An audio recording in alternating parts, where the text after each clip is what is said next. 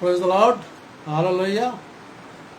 हम खुदावन का शुक्र करते हैं आज के इस वक्त के लिए जो मुझे और आपको सबको उन्होंने दिया कि आज थर्सडे की खुदा कलाम से हमको सीख सकें।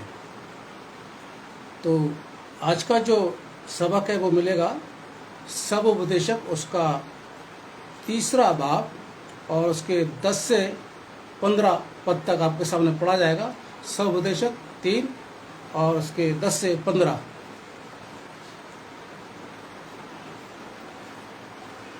मैंने उस दुख भरे काम को देखा है जो परमेश्वर ने मनुष्यों के लिए ठहराया है कि वे उस में लगे रहें। उसने सब कुछ ऐसा बनाया कि अपने अपने समय पर वे सुंदर होते हैं। फिर उसने मनुष्यों के मन में अनादि अनंत काल का ज्ञान उत्पन्न किया है। तो अभी जो काम परमेश्वर ने किया है वह आदि से अंत तक मनुष्य समझ नहीं सकता। मैंने ज्ञान लिया है कि मनुष्यों के लिए आनंद करने और जीवन भर भलाई करने के सिवाय और कुछ भी अच्छा नहीं, और ये भी परमेश्वर का दान है कि मनुष्य खाए पिए और अपने सब परिश्रम में सुखी रहे। मैं जानता हूँ कि जो कुछ परमेश्वर करता है वह सदा स्थिर रहेगा, ना तो उसमें कुछ बढ़ाया जा सकता है और ना कुछ घटाया जा सकता है। परमेश्वर ऐसा इसलिए करता है कि लोग उसका भय माने।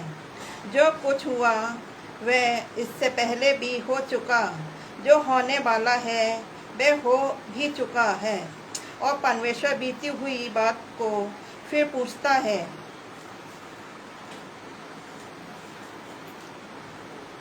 खुदावन का शुक्र हो उस कलाम के लिए। आज का टॉपिक सवाल है, उस सवाल हम आगे बात करेंगे, और मैं उम्मीद करता हूं कि आप लोग सब खुदावन में खुश होंगे, आपकी सारी परेशानियां दूर होंगी और खुदा आपको बहुत बरकत देगा। आप लोग हमारे साथ बने रहिएगा। हम कलाम के बाद आज बुज़ुर्गों के लिए दुआ करेंगे, जो बुज़ुर्ग बच्चों के साथ में रहते हैं या बच्चों से अलग रहते हैं, उनके लिए दुआ करेंगे। आप लोग हमारे साथ बने रहिएगा। तो एक सवाल है, आगे हम चलते हैं। सबदेशक 3रा अध्याय और उसके 2 से लेकर 8 को जब हम बारह पढ़ते हैं तो वहाँ पर हर काम का एक समय नियुक्त किया गया। खुदा पढ़ लेना आप, हर काम का समय, मरने का, जीने का, काम करने का, सोने का, जहाँ सब चीज़ों के लिए एक समय निश्चित किया गया है।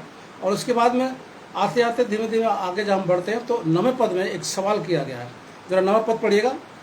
काम करने वाले को अपने परिश्रम से क्या लाभ होता है? अपने परिश्रम से क्या लाभ होता है। देखिए, एक सवाल किया गया।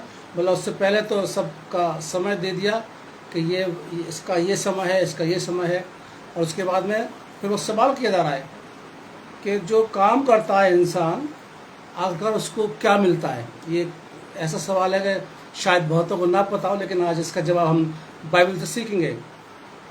सुलेमान कहता है कि मैंने दुख भरे दिन देखे हैं, सब देखा उसने, और दुख के काम भी देखे जो इस दुनिया में हुए, और जो खुदा ने बनाए इंसानों के लिए जो काम बनाए हैं वो उसने सुलेमान ने सब देखे। सुलेमान बड़ा अनुभवी व्यक्ति रहा है अपने समय में, बड़ा, और उसको ज्ञान भी बहुत था, बुद्धि बहुत थी उसके अंदर, तो उसने सब कुछ देखा है और समय ठहराया भी है खुदा ने ताकि इंसान वो काम कर सके। खुदा ने सब कामों को ऐसा बनाया कि अपने समय में वो खूबसूरत दिखे। जो भी खुदा ने बनाया है वो ऐसा बनाया कि जो जैसे उसको वक्त होता है उस वक्त के अनुसार वो खूबसूरत दिखे, और दिखता भी है। खुदा के हर काम हमें बड़े खूबसूरत दिखाई देते हैं। आप सृष्टि देख लीजिए, मौसम देख लीजिए, सब चीज़ खूबसूरत दिखाई देती है। बेशक हम बोल देते हैं कि आज मौसम बहुत ख़राब है, ऐसा नहीं बोलना चाहिए। मौसम ख़राब नहीं होता, ये मौसम बदलता है, और ये मौसम भी खुदा का बनाया हुआ है। तो ये मौसम अगर देखेंगे, सृष्टि को आप देखेंगे तो बड़ी खूबसूरत दिखाई देती है, सब कुछ ऐसा बनाया है। और खुदा ने इंसान के दिल के अंदर बहुत बड़ा ज्ञान ही भर दिया है। ऐसा नहीं है कि ज्ञान नहीं है, बहुत इंसानों के पास बहुत अच्छे ज्ञान है, और जो अपना ज्ञान को इस्तेमाल भी करते हैं, अच्छे कामों में इस्तेमाल भी करते हैं, और करना भी चाहिए। अच्छे कामों में अपना ज्ञान जो खुदा ने हमें दिया है वो करना भी चाहिए। इतना खुदा ने किया है, फिर भी इंसान जो है ना उस बात को समझ नहीं पाता। यानी जो खुदा ने इस दुनिया के अंदर किया है, काम बनाए, सृष्टि में सब कुछ बनाया है खुदा ने, लेकिन फिर भी इंसान जो है वो समझ नहीं पाता है। उसकी समझ में आता नहीं है क्या कैसे हुआ ये। खुदा जो कुछ करता है, देखिए साहब फिर भी ध्यान से, खुदा जो कुछ करता है वो हमेशा स्थिर रहता है। आज तक जो भी खुदा ने किया, जो भी खुदा ने बनाया, सब कुछ स्थिर है। ऐसा नहीं कि आज बना दिया कल खराब हो गया, फिर कल बना दिया फिर खराब हो गया, ऐसा नहीं होता है। सब कुछ स्थिर रहता है, बिल्कुल स्टैंड रहता है जो खुदा ने आज तक बनाया है। ना तो उसमें हम कुछ बढ़ा सकते हैं, जो खुदा ने बनाया उसमें ना तो हम कुछ बढ़ा सकते हैं, ना ही उसमें घटा सकते हैं। ये तो कलाम भी कहता है कि कलाम में ना तो तुम कुछ बढ़ा सकते हो भाई, ना कुछ तुम घटा सकते हो। तो जो कुछ खुदा ने बनाया अपनी तरफ से ना घटा सकते ना बढ़ा सकते, हाँ खुदा ही है जो घटा और बढ़ा सकता है। जो कुछ पहले था पहले हो चुका, बाइबल बताती है जो कुछ पहले हो चुका वो कल भी होगा, और जो कल होगा वो आने वाले कल में भी होगा। यानी जो होता है वो होता रहेगा, वो बंद नहीं होगा। फिर खुदा के कामों के लिए, खुदा काम की जानकारी रखता है, जो इंसान खुदा के काम की जानकारी रखता है वो बहुत अच्छा है, क्योंकि खुदा ने ज्ञान दिया है। और जब ज्ञान दिया है तो खुदा के कामों का, खुदा ने की सृष्टि जो बनी है और भी जो काम खुदा ने किया उसकी जानकारी इंसान को रखनी चाहिए। अब पद 9 में एक सवाल फिर से आगे, जरा पद 9 दोबारा से पढ़िएगा। देखिए सवाल को फिर ध्यान सुनिए।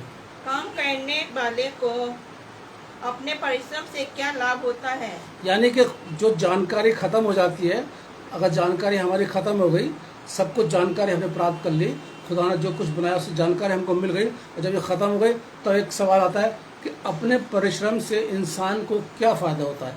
आप में से जो मेरा कमेंट करके बता देना कि हमको ये फ़ायदा हुआ है। रूहानी तरीके से, दुनियावी तरीके से नहीं बात कर रहे, क्योंकि बाइबल दुनियावी बात की बात नहीं करती है, रूहानी बात करती है। तो रूहानी तरीके से क्या फ़ायदा होता है, इंसान जो परिश्रम कर रहा है उसको क्या फ़ायदा, पूरा करिए इसको।